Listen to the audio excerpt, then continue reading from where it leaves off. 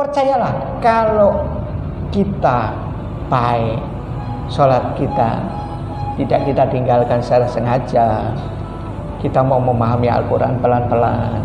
Dari memahami Al-Quran pelan-pelan itu kita akan, sikap kita akan menjadi lebih baik terhadap lingkungan. Kalau tahu salah, Allah akan ampuni. Kita sudah berusaha berbuat baik untuk lingkungan, kemudian salah, itu Allah ampuni pasti. Jadi beda antara orang malas sama orang rajin itu beda. Orang malas sama orang rajin itu beda. Orang rajin itu kalau salah itu mesti diampuni oleh Allah. Dia ingin berbuat sesuatu. Orang rajin itu ingin memperbaiki lingkungan, ingin memperbaiki diri sendiri. Itu kalau salah itu diampuni oleh Allah. Bisa kita lihat di surat 4 ayat 95. Allah berfirman, la yastawi, tidak akan sama apa?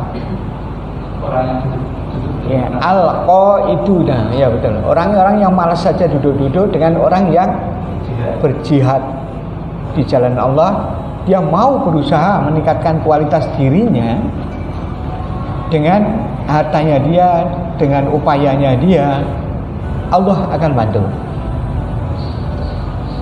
Maka Allah katakan tidak sama, la yastawi, tidak akan sama. Jadi beda antara orang yang duduk-duduk saja dengan berjihad itu beda. Yang pertama, orang akan yang rajin itu Allah akan berikan derajat lebih tinggi daripada orang yang rajin akan diberi derajat lebih tinggi daripada orang malas. Itu yang pertama. Kita lihatlah di lingkungan masyarakat, orang rajin dan orang malas, apa pandangan mata masyarakat terhadap mereka, mesti beda. Kemudian yang kedua,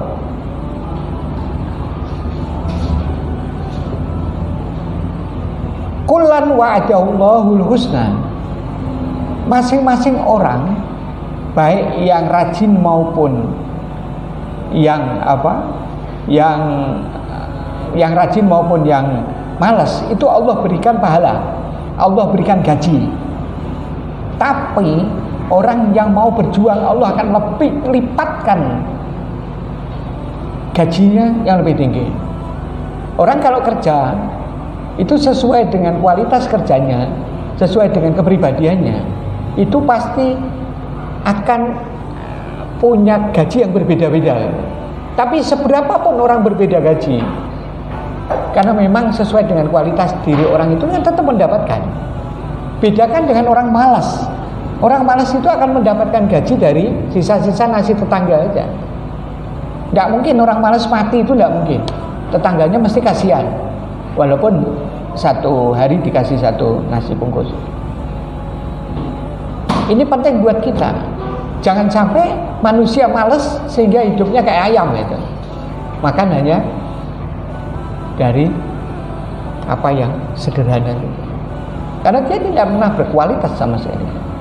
Nah, kemudian ayat berikutnya, apa yang dia dapatkan bagi orang yang rajin? Maghfirah. Dia akan dapatkan ampunan dari Allah. Orang malas, salahnya ya malas itu sendiri. Sementara ketika dia malas, dia tidak berbuat apapun, dia tidak pernah salah kan. Tapi kalau orang rajin, apapun yang dia kerjakan kalau dia salah, Allah akan bantu. Bantu dengan apa? Maghfirah, dengan ampunan. Kemudian yang berikutnya, Allah akan berikan ketenangan, rahmat. Orang yang malas tidak akan diberikan ketenangan apapun. Tapi orang semakin dia rajin, semakin dia akan tenang, karena dia berpengalaman terhadap pekerjaan-pekerjaan yang telah dia lakukan. Orang yang banyak berbuat mesti banyak kesalahan, sehingga dia bisa belajar tentang bagaimana mengurangi risiko kesalahan. Itu pasti. Celakanya orang orang kalau sudah malas, orang malas itu sampai kubur pun dia beralasan. Pada ayat 97, ketika orang ini mati, ditanya oleh malaikat, bima kuntum, kiki nopo uripmu melas ngene mati, kata malaikat. Kemudian dia mengatakan, kunna musta'dzafina fil ard. Kami tertindas cari kerjaan di mana-mana tidak ada yang menerima. Kemudian malaikat mengatakan, alam takun ardullahi wasi'ah.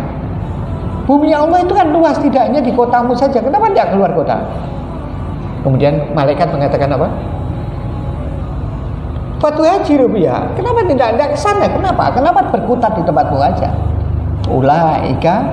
Faulaika ma'wahum jahannam. Orang malas tempatnya di neraka.